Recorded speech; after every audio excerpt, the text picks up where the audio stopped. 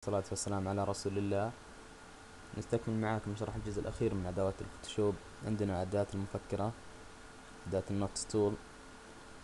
هذه الأداة تفيدنا في كتابة تكست معين على التصميم نتذكره، أو فكرة معينة نتذكرها العملاء على التصميم ودراسة استخدامها كالتالي: نحدد على هذه الأداة، بعدين نحدد على أي جزء في الصورة، وراح تطلع عندنا نافذة للتكست المطلوب، ونضغط نكتب أي شيء نريده.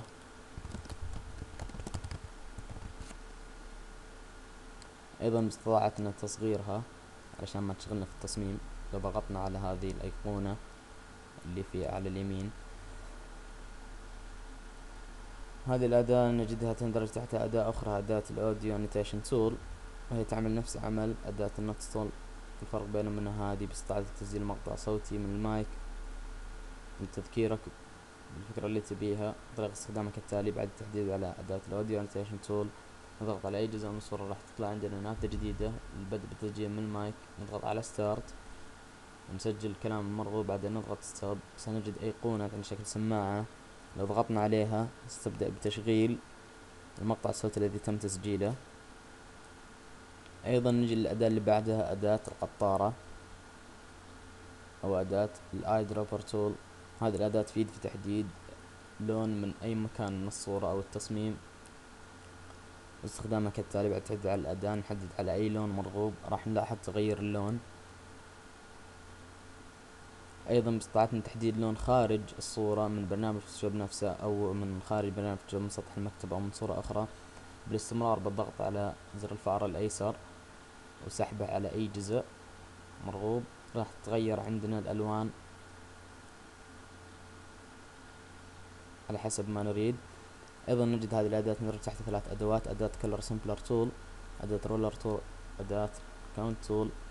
أداة الكلر سمبلر تول هذه الأداة تفيد في وضع نقطة لتذكر اللون المأخوذ منها. يعني أنا أخذت اللون البرتقالي من هذا الجزء من التصميم مثلا، وأبي أتذكر من أي جزء أخذته من التصميم، راح أحصل النقطة هذه موجودة علشان تذكرني بالمكان اللي أخذت منه اللون. أيضا عندنا أداة رولر تول، هذه الأداة تفيد في المقاسات. أداة المسطرة هذه تفيد في المقاسات. نلاحظ نافذة انفورميشن راح تغير أبعادها بتغييري لأبعاد المسطرة. أيضا أداة الكاونت تول، أداة العد، هذه الأداة تعمل نفس عمل أداة الكلر سمبلر تول، ولها استخدام آخر لا يحضرني حاليا. نقدر نحدد كذا نقطة لمعرفة اللون المأخوذ منها. أيضا نجي لأداة اليد، أداة الهاند. هذه الأداة تفيد في تحريك الصورة لرؤية الجزء المرغوب. طبعا هذه ما يمكن استخدامها في إذا كانت الصورة على الفول سايز، ما نقدر نستخدمها إلا إذا كانت على وضع التصغير باستطاعتنا استخدامها. أيضا نجي لأداة الزوم، الزوم إن الزوم أوت، أداة التصغير والتكبير. باستطاعتنا اختيار الزوم إن أو الزوم أوت من التصغير أو التكبير من خيارات أداة الزوم. لو اخترنا على أداة التكبير راح تكبر معانا، لو اخترنا على أداة التصغير راح تصغر معانا. أيضا لو ضغطنا على نفس أداة الزوم كليك مرتين راح تطلع لنا الأبعاد السابقة للتصميم. نجي لأداة اللي بعدها، أداة التشينج باك جراوند كلر. هذه الأداة لو ضغطنا عليها الصغيرة راح ترجع لنا الألوان الأصلية قبل أن نغيرها. ولو ضغطنا على الأسهم راح تبدل لنا الخلفية اللي تحت باللي فوق من الألوان. أيضا باستطاعتنا اختيار اللون المرغوب، لو ضغطنا مرة واحدة على مربع اللون راح تطلع لنا نافذة جديدة نختار أي لون مرغوب.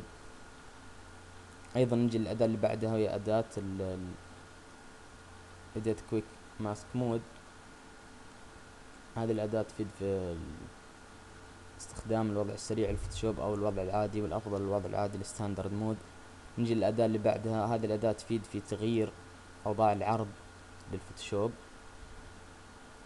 نلاحظ تغييره كل ما ضغطنا عليه. وبكذا انتهينا من شرح جميع أدوات الفوتوشوب. أتمنى أن الشرح واضح. تحياتي العطرة لكم، أخوكم معاند بحر.